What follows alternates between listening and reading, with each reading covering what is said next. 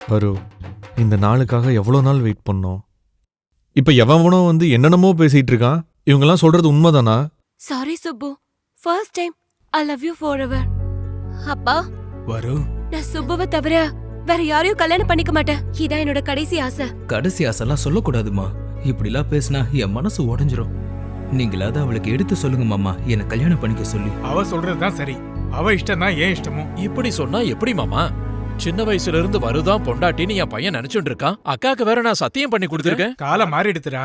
இவ்வளவு வயசானவனுக்கு என் பொண்ணெல்லாம் கல்யாணம் பண்ணி கொடுக்க முடியாது. நீங்க கிளம்புங்க. இப்ப இருக்கிற பிரச்சனை வயசை பத்தி இல்ல மாமா. நீங்க மனச பாருங்க, வெண்ண மாதிரி மென்மையானது. ஓ மனசு எப்படி இருந்தா எனக்கு என்ன? என் மனசு ஆல்ரெடி நான் சுப்பு கிட்ட கொடுத்துட்டேன் மாமா. ஆமா, 2 வருஷத்துக்கு முன்னாடியே. இவனை விட எனக்கு எதுல குறை? இப்படி ஒரு கேள்வியை கேட்கலாமா? முன்ன பின்ன கண்ணாடி பாக்க. ரேணு, பெரியவங்க நாங்க பேசிட்டு இருக்கோம்லமா, சின்ன பொண்ணு நீ ஏன் உள்ள வர? உண்மையை தானே சொன்னா. மாமா, நீ இருடா பேசுறேன். இங்க பாருங்க, இதுதான் உங்களோட முடிவா? ஆமா தம்பி, நீங்க போய் கையெழுத்து போடுங்க. நீ வாடா போலாம். அப்பா இப்படி வார்த்தை மாறுறவங்கள நாம விட்டாலும் என் அக்கா சும்மா விட மாட்டா. நம்ம வேலையை நாம பாப்போம். வா. பகவானே, அப்பாடா போயிட்டாங்க. என்ன பாத்துட்டு இருக்க? என்ன கட்டிக்க மாட்டியா?